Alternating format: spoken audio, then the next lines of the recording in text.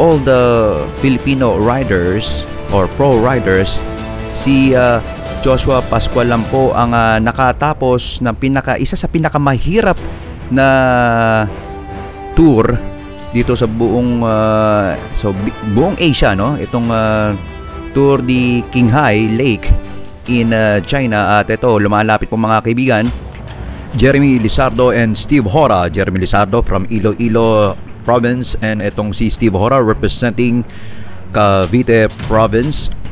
At ngayon po ay still gaining on dito sa mga nasa harapan nila na si Joshua Pascual at itong si Marcelo Felipe. By the way, bigyan natin information about si Joshua Pascual. Napasok siya sa Excellent Noodles about in 2022, at first time niyang magronda in 2022. Ito po yung last edition ng Ronda Pilipinas, at siya po ay nagkamit ng second place doon sa stage 9, at the same time po naging second overall siya dito sa pagiging rookie at best young rider. Pangalawa po ito kay Jeremy Lizardo.